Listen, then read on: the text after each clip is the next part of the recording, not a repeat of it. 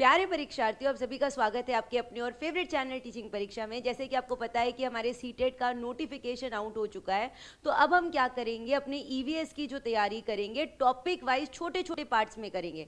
हर दिन हम क्या करेंगे, 10 क्वेश्चंस अपने सॉल्व करेंगे। जैसे आज हम करने वाले अपना असर्शन रीजन वाला टॉपिक। असर्शन रीजन स्टेटमेंट्स वाले क्वेश्चन सीटेट के ईवीएस के एग्जाम में बहुत ज़्यादा आते हैं। और सबसे पहली बात आपको बता दूं कि जो हम ईवीएस पढ़ेंगे थर्ड, फोर्थ और फिफ्थ क्लास की ओल्ड एनसीईआरटी और न्यू एनसीईआरटी दोनों को साथ में लेकर चलने वाले हैं। ठीक है, तो हम क्या करेंगे, डेली 10 क्वेश्चन सॉल्व करेंगे ताकि आप जो रहे हमारे ईवीएस से जुड़े रहे और आपकी प्रैक्टिस होती रहे। जैसे कि अगर आपको कभी असर्शन रीजन बस प्रैक्टिस करना हो तो अलग से आपको एक वीडियो मिल जाएगी असर्शन रीजन की। तो जल्दी से एक बार क्लास को लाइक कर देना है, ज़्यादा से ज़्यादा आपको शेयर करते रहना है। और अगर आपने अभी तक टीचिंग परीक्षा चैनल को सब्सक्राइब नहीं किया है तो सब्सक्राइब भी कर लेना है। तो चलिए स्टार्ट करते हैं आज की क्लास को, असर्शन रीजन वाले टॉपिक को। तो पहला क्वेश्चन है, ये हमारे सीटेट के एग्जाम में 2024 में क्वेश्चन बना था। असर्शन आपको बोल रहा है, कथन आपको बोल रहा है कि रेशम का कीड़ा अपनी मादा को उसकी गंध से कई किलोमीटर दूर से ही पहचान लेता है। रेशम का जो कीड़ा रहता है, अगर उसकी मादा थोड़ी सी दूर चली जाती है लेकिन वो उसकी स्मेल से पता कर लेता है कि वो मेरी मादा है, मेरी पार्टनर है। ठीक है, अब ऐसा क्यों होता है, हमें कारण यानी कि क्यों बताना है। ठीक है, कारण का मतलब होता है कि ऐसा क्यों होता है, क्योंकि जो कुछ मादाएं होती है या जो रेशम की कीड़े की जो मादाएं होती है वो क्या करती है, फेरोमोन छोड़ती है। फेरोमोन की गंध से जो रहते हैं नर कीड़े अपनी मादा को पहचान जाते हैं। तो यहाँ पर लिखा है कि जो मादा कीड़े रहती है फेरोमोन छोड़ती है और उसकी गंध से नर कीड़े उन्हें पहचान लेते हैं। तो ये भी बिल्कुल सही है और वो उसका सही एक्सप्लेनेशन भी कर रहा है। तो आपका आंसर क्या हो जाएगा, ऑप्शन नंबर ए इसका आंसर हो जाएगा कि दोनों ही हमारे सही है। ठीक है, क्या होता है कि जो नर रेशम का कीड़ा रहता है अपनी मादा को उसकी स्मेल से पहचान जाता है। देखिए ये मादा कीड़ा है, ये मादा है, ये रेशम की मादा कीड़ा है। ये क्या कर रही है, फेरोमोन छोड़ रही है और जिसकी खुशबू जो है पूरी हवा में फैल जाती है। और इसको स्मेल से पता चल जाता है कि जो हमारी मादा है वो कितनी दूर है, उसकी स्मेल से वो पहचान लेते हैं। ठीक है, तो दोनों सही हैं और वो उसकी सही व्याख्या भी कर रहे हैं। लेकिन अगर जब हम असर्शन रीजन पढ़ रहे, कुछ बातें और भी हमें जाननी जरूरी है कि रेशम के कीड़े को क्यों पाला जाता है, रेशम के लिए, सिल्क के लिए पाला जाता है। और रेशम के कीड़े को किस पर पाला जाता है, शहतूत के पत्तों पर, शहतूत के पत्तों पर, मलबरी लीव्स पर पाला जाता है। ठीक है, ये बात आपको ध्यान में रखना है। तो आपको कमेंट बॉक्स में बताना है कि शहतूत की खेती को क्या कहते हैं। मैंने शहतूत की खेती करी है। ठीक है, मैंने यहाँ पर ये नहीं बोला है कि रेशम के कीट के पालन को क्या कहते हैं। शहतूत के पत्तों की खेती को क्या बोला जाता है, मॉरीकल्चर बोला जाता है। ठीक है, मॉरीकल्चर बोला जाता है। और जहां पर हम रेशम के कीट का पालन करते हैं उसे हम क्या कहते हैं, सेरीकल्चर कहते हैं। तो दोनों कल्चर वाले ये जो क्वेश्चन है आपके लिए इंपॉर्टेंट रहेंगे। चलिए आगे चलते हैं। दूसरा असर्शन रीजन हमारा है, असर्शन हमें बोल रहा है कि केचुआ जो रहता है किसानों का सबसे अच्छा मित्र माना जाता है। ठीक है, ये हमारे सीटेट की एग्जाम में 2023 में क्वेश्चन बना था कि केचुए को किसानों का मित्र बोला जाता है। ठीक है, ये तो बिल्कुल सही है। अब कुछ अच्छा काम करता होगा तभी मित्र कहते हैं। हमारे मित्र कौन होते हैं, हमारे दोस्त कौन होते हैं, जो हमारी हेल्प करते हैं, हमारे लिए कुछ ना कुछ करते हैं। तो केचुए को किसानों का मित्र बोला जाता है, क्यों, क्योंकि ये केचुए हानिकारक कीट को नष्ट करते हैं क्या, नहीं। ठीक है, ये बिल्कुल गलत है। केचुए हानिकारक कीट को नष्ट नहीं करते हैं बल्कि वो मिट्टी को उपजाऊ बनाने में मदद करते हैं। तो आपका असर्शन सही है लेकिन रीजन, ठीक है, तो आपका आंसर क्या हो जाएगा, ऑप्शन नंबर सी इसका आंसर हो जाएगा कि ए हमारा सही है लेकिन आर हमारा गलत है। तो अब केचुए को किसानों का मित्र क्यों बोला जाता है।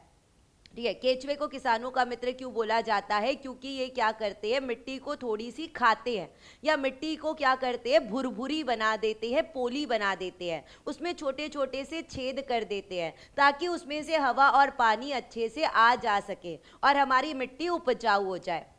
ठीक है, तो अगर मिट्टी उपजाऊ रहेगी तो किसानों के लिए बहुत अच्छा रहेगा, इसीलिए इसे किसानों का मित्र बोला जाता है। ये कीटों को नष्ट नहीं करते हैं।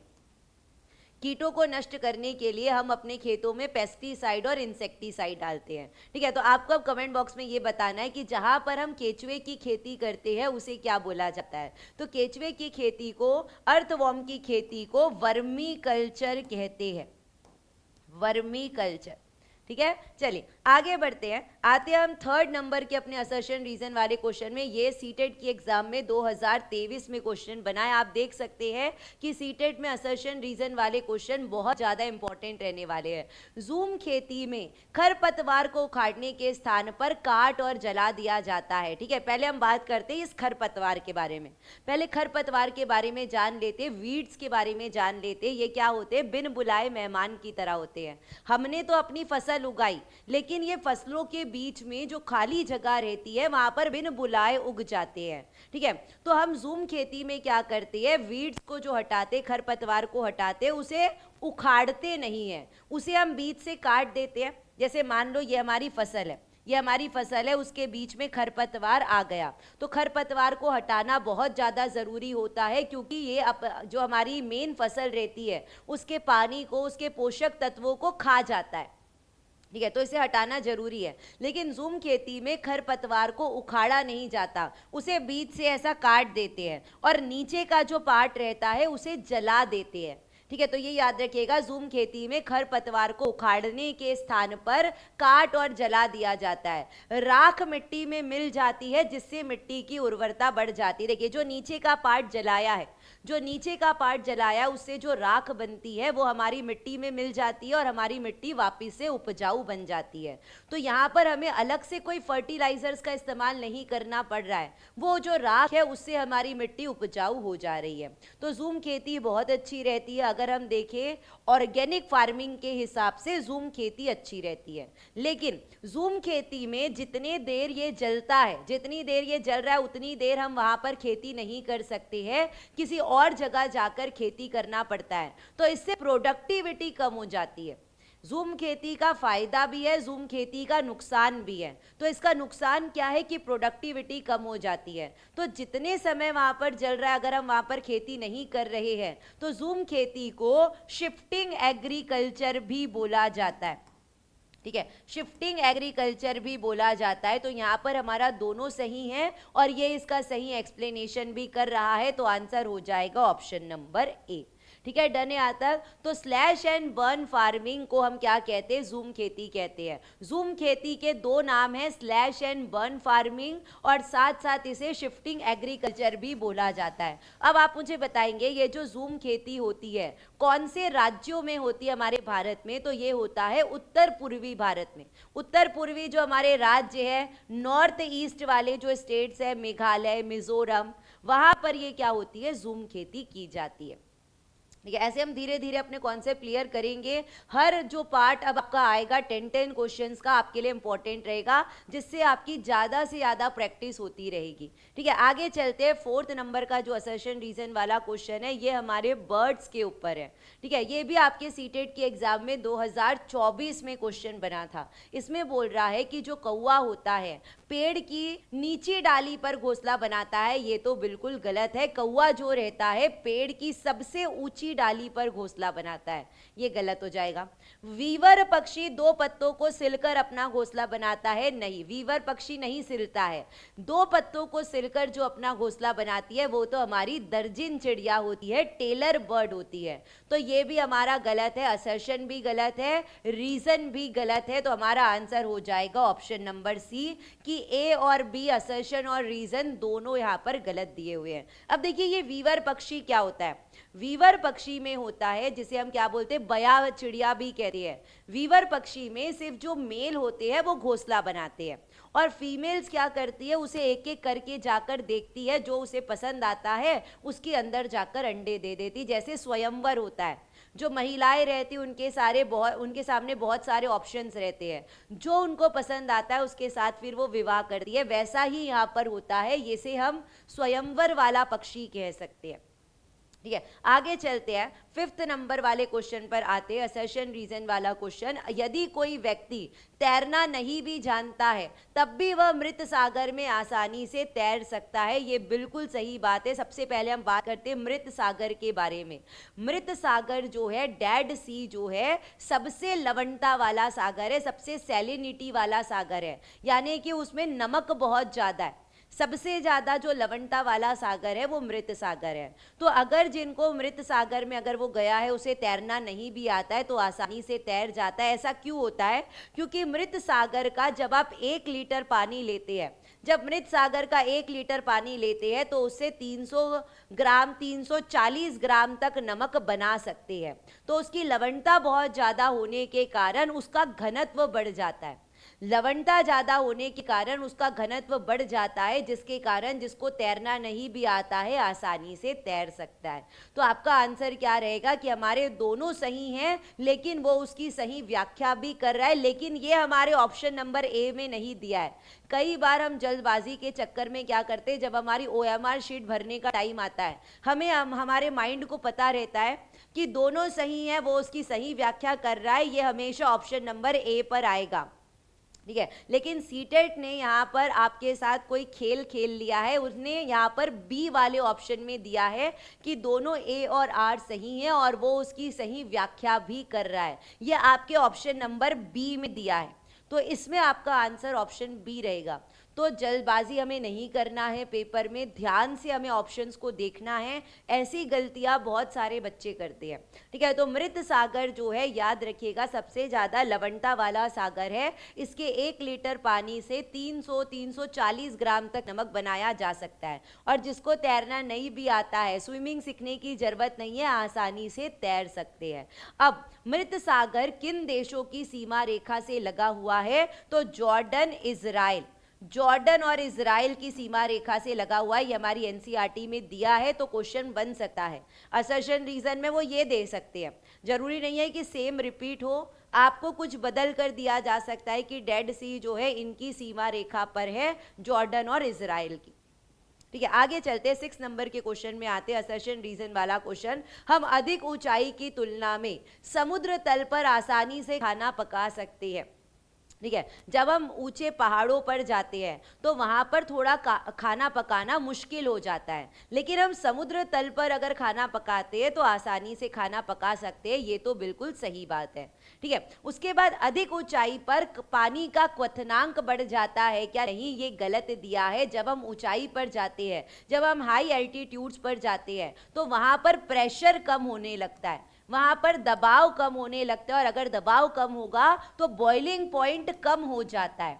ठीक है, यहाँ पर लिखा है कि बॉइलिंग पॉइंट बढ़ता है, बॉइलिंग पॉइंट कम हो जाता है, जिसके कारण ऊंचाई पर खाना पकाना मुश्किल हो जाता है। तो हमारा ए सही है, लेकिन आर हमारा गलत है। आंसर हो जाएगा ऑप्शन नंबर सी। ठीक है, तो याद रखिएगा कि ज़्यादा ऊंचाई पर अगर हम खाना पकाते हैं, वहाँ पर खाना पकाना मुश्किल हो जाता है, क्योंकि वहाँ पर आप बोल सकते हैं प्रेशर कम है। लेकिन सी लेवल पर, अगर समुद्र स्तर पर अगर आप खाना पकाते हैं, वहाँ पर प्रेशर बहुत हाई रहता है, और हाई रहने के कारण वहाँ पर बॉइलिंग पॉइंट बढ़ जाता है। ये मैं समुद्र लेवल की बात कर रही हूँ, सी लेवल की बात कर रही हूँ। तो इसीलिए समुद्र के स्तर पर खाना पकाना ज़्यादा ईजी रहता है as compared to high altitudes. ठीक है, आगे चलते हैं। नेक्स्ट क्वेश्चन पर आते हैं। 7 नंबर का क्वेश्चन सीटेट की एग्जाम में 2024 में क्वेश्चन बना था। अब देखिए, हमारे एक ट्रैवल वाली जो थीम है, वहाँ पर सिलेबस में हमें दिया है फेमस ट्रैवलर्स के बारे में। हमारे भारत में कौन कौन से ट्रैवलर्स आए थे बाहर से? ग्रीस से आया था, ग्रीस से मेगास्थनीज आए थे, उसके बाद इब्न बटूता आया था, उसके बाद फाहिन आए थे। वो सारे के बारे में हमें पढ़ना है। ये हमारे सिलेबस में दिया है। अल बरूनी आया था, इसके बारे में हमें पढ़ना है। तो अगर आप लोग पढ़ना चाहते हैं तो कमेंट बॉक्स में आप लोग मुझे बता सकते हैं आपको क्लास पसंद आ रही है, आप किस तरीके से पढ़ना चाहते हैं। अपने फीडबैक्स आप कमेंट बॉक्स में मुझे दे सकते हैं। ठीक है, तो फेमस ट्रैवलर्स बहुत सारे हैं, 7 8 10 है, 8 या 10 है, जो हमें ज़रूर उसे पढ़ना है। वहाँ से क्वेश्चन बन सकता है, और उसमें भी सबसे ज़्यादा इंपॉर्टेंट है अल बरूनी। ठीक है। अल बरूनी और इब्न बतूता जैसे यात्रियों ने भारत से विभिन्न देशों की यात्रा की थी, वो भारत के रहने वाले नहीं थे, भारत से वो कोई और देश में नहीं गए थे, वो कहीं और से हमारे भारत में आए थे। जैसे अगर मैं अल बरूनी की बात करूं, अल बरूनी हमारे भारत में उज़्बेकिस्तान से आया था, तो ये गलत दिया हुआ है हमारा असर्शन। यात्राओं से लोगों को एक दूसरे के विचारों को जानने का अवसर मिलता है। जब हम यात्राएं करते हैं, जब हम ट्रैवल करते हैं, तो किसी ना किसी के कांटेक्ट में ज़रूर आते हैं, कोई ना कोई आपका जानकार या कोई किसी से पहचान आपकी बढ़ने लगती है, और इससे हमें अपने विचारों को जानने का अवसर मिलता है। अगर आप कहीं ट्रेन में भी ट्रैवल कर रहे हैं, आपके सामने वाली सीट पर कोई बैठा है, तो थोड़ी बहुत तो उससे बातचीत हो ही जाती है कि आप कौन से स्टेशन में उतरने वाले हैं, कहाँ से आप चढ़े हैं, थोड़ी बहुत बातचीत कर ही लेते हैं। तो इस तरीके से एक दूसरे के विचारों को जानने का अवसर मिलता है। तो ये रीज़न आपका सही दिया है, असर्शन आपका गलत दिया है, तो आपका आंसर क्या हो जाएगा? ऑप्शन नंबर ए हो जाएगा कि ए आपका गलत है लेकिन आर आपका सही है, ऑप्शन नंबर ए। चलिए 8th क्वेश्चन में आते हैं। सीटेट के एग्जाम में 2024 का क्वेश्चन आपको यहाँ पर बोल रहा है, स्टेटमेंट 1 और स्टेटमेंट 2 दिया है। ईवीएस पाठ्यक्रम को 6 थीम्स में बांटा गया, हमारे ईवीएस के सिलेबस को 6 थीम्स में बांटा गया है, ये तो बिल्कुल सही है। वो 6 थीम्स कौन कौन सी है अभी मैं आपको बताने वाली हूँ। थीम्स के ऊपर एग्जाम में क्वेश्चन बनते हैं। तो पानी तो हमारी थीम है, आपसी संबंध हमारी थीम नहीं है, भोजन हमारी थीम है, यातायात ट्रैवल हमारी थीम है, ट्रांसपोर्ट नहीं है। ठीक है, ट्रांसपोर्ट हमारी थीम नहीं है, यात्राएं हमारी थीम है, आवास हमारी थीम है, वस्तुएं कैसे कार्य करती है ये वाली थीम नहीं है, things we make and do हमारी थीम है। तो यहाँ पर आधी थीम सही दी हुई है, आधी थीम गलत दी हुई है, तो आपका पहला वाला कथन तो गलत हो जाएगा। दूसरा कथन ये बोल रहा है कि ईवीएस की थीम बच्चों के जीवन के बहुत करीब होती है। हमने ईवीएस में जो 6 थीम्स रखी है वो ईवीएस के जो हमारे बच्चे रहते हैं, 3rd 4th और 5th क्लास के बच्चे रहते हैं, वो उनके जीवन से बहुत करीब रहता है। पानी वो डेली यूज़ करते हैं, भोजन वो डेली करते हैं, उसके बाद यात्राएं वो डेली करते हैं, स्कूल जाना डेली काम करते हैं, आवास घर में वो रहते हैं। तो जो चीज़ें हमारे थीम्स में रखी गई है वो हमारे बच्चों के जीवन के बहुत करीब है। तो स्टेटमेंट 2 आपका सही है। तो स्टेटमेंट 1 आपका फॉल्स है लेकिन स्टेटमेंट 2 सही है, तो आंसर हो जाएगा ऑप्शन नंबर डी। ठीक है, तो देखिए ईवीएस की जो 6 थीम्स है इसके ऊपर एग्जाम में क्वेश्चन आता है, ये बहुत ही इंपॉर्टेंट वाला पार्ट है। सबसे पहली थीम है हमारे ईवीएस की फैमिली और फ्रेंड्स, परिवार और मित्र। ये ऐसी थीम है जिसके अंदर 4 सब थीम है, ये ऐसी थीम है जिसके अंदर 4 सब थीम है, याद रखिएगा। पहली है आपका संबंध, पहला है संबंध, ठीक है। दूसरा है आपका कार्य एवं खेल, कार्य एवं खेल, वर्क और प्ले, कार्य एवं खेल, वर्क एंड प्ले। तीसरा है आपके एनिमल्स यानी कि जानवर, जंतु। चौथा है आपके प्लांट्स यानी कि पौधे। ये 4 जो सब थीम है केवल परिवार और मित्र के अंदर है। दूसरी थीम है हमारा वाटर यानी कि पानी, जल। तीसरा है हमारा भोजन, तीसरा है हमारा भोजन यानी कि फूड, ठीक है। चौथा है आपका ट्रैवल यानी कि यात्राएं। पांचवा है आपका शेल्टर यानी कि आवास, और 6th है आपका things we make and do, चीज़ें जो हम करते हैं और जो बनाते हैं। ठीक है, तो ये 6 थीम्स है। आपको जो थीम्स के नाम क्वेश्चन में दिए हुए थे वो गलत दिए हुए हैं, तो ये क्वेश्चंस आपके एग्जाम में बनते हैं। आगे चलते हैं, 9th नंबर के क्वेश्चन में आते हैं। अगेन यहाँ पर हमें 2 स्टेटमेंट दिए हैं, कौन सा सही है कौन सा गलत है बताना है। सीटेट की एग्जाम में 2024 में ये क्वेश्चन बना है। पहला स्टेटमेंट बोल रहा है कि बोरा असम में उपयोग किए जाने वाले धान का एक सामान्य प्रकार है। बोरा चावल जो होता है ये असम में खाया जाता है। असम में जब बिहू त्यौहार मनाते हैं, जब उनके फसलों की कटाई होती है, वो बहुत खुश होते हैं और सारे लोग मिलकर बिहू त्यौहार मनाते हैं। तो उसमें क्या करते हैं, वो बोरा चावल खाते। बोरा एक चिपचिपे किस्म का चावल होता है जो वहां पर खाया जाता है बिहू त्यौहार के दौरान। और ये बात याद रखिएगा कि बिहू त्यौहार जो मनाया जाता है 14-15 जनवरी, जिसे हम माघ बिहू कहते हैं, ठीक है, ये मनाया जाता है असम में। तो बोरा जो है धान का एक सामान्य किस्म में है जो असम में खाया जाता है, बिल्कुल सही है। अब धान की जो खेती होती है, धान जो है, ठीक है। धान जो है वो आपके खारिफ फसल में आता है। मैं आपको ऐसे धीरे धीरे पार्ट्स में खारिफ और राबी भी बताऊंगी, उसकी ट्रिक्स आपको बताऊंगी, मिट्टी के बारे में हम पढ़ेंगे। ऐसे छोटे छोटे पार्ट्स लेने वाले आपके प्रैक्टिस के लिए क्लास बहुत इंपॉर्टेंट है आपकी। और जितने भी पार्ट्स आएंगे हर एक पार्ट को आपको पूरा देखना है। 10 क्वेश्चन जो रहेंगे आपके प्रैक्टिस के लिए बहुत ज़्यादा ज़रूरी है। तो धान की खेती के लिए चिकनी मिट्टी का इस्तेमाल किया जाता है। चिकनी मिट्टी क्या होती है? जिसके कण बहुत पास पास रहते हैं और छोटे छोटे से रहते हैं। तो इसमें अगर हम पानी देते हैं तो पानी लंबे समय तक बना रहता है, इसकी जल धारण क्षमता बहुत अच्छी रहती है। तो धान को वैसे भी ज़्यादा पानी की ज़रूरत है, तो धान की खेती जो होती है चिकनी मिट्टी में अच्छी होती है। इसीलिए क्यों होती है? क्योंकि इस फसल को प्रचुर मात्रा में पानी चाहिए रहता है। तो दोनों हमारा सही है, both the statements are correct. तो आंसर हो जाएगा ऑप्शन नंबर 3। तो ऐसे जैसे हमारे आगे के पार्ट्स आएंगे उसमें हम मिट्टी के बारे में पढ़ेंगे। चिकनी मिट्टी, रेतीली मिट्टी, दोमट मिट्टी, laterite soil, red soil, alluvial soil, बहुत सारी मिट्टी के बारे में हमें पढ़ना है। ठीक है, आगे चलते 10th नंबर का और लास्ट क्वेश्चन आज की क्लास का। 2 स्टेटमेंट आपको दिए हैं कि मनाली में ढालू छत वाले घर होते हैं। ढालू छत वाले घर होते हैं क्योंकि मनाली में बारिश भी होती है, बर्फ भी पड़ती है। जहाँ पर बारिश होती है, जहाँ पर बर्फ पड़ती है तो ढालू छत बनाई जाती है। लेकिन बांस के खंभों पर ऊंचे ऊंचे घर बनाते हैं क्या? नहीं, ये तो गलत बात है। बांस के खंभों पर जो ऊंचे उठे हुए घर बने होते हैं वो तो असम में होते हैं, ये गलत दिया हुआ है। असम में होते, असम में भारी बारिश होती है, तो बारिश के कारण बाढ़ ना आ जाए और बाढ़ से उनके घर में पानी ना आ जाए, उसी के लिए वो अपने घर को ऊंचा ऊंचा बनाते हैं। और कितना ऊंचा बनाते हैं? 10 से 12 फीट ऊंचा बनाते हैं बांस के खंभों पर। ठीक है, तो ये तो गलत दिया है। मनाली में बारिश बहुत होती है, बर्फ भी पड़ती है, इसीलिए उनके घर ढालू छत वाले होते हैं, लकड़ी और पत्थर के घर होते हैं। तो यहाँ पर आपका कथन बी सही है, तो ए गलत है, बी सही है। तो आंसर हो जाएगा ऑप्शन नंबर 2।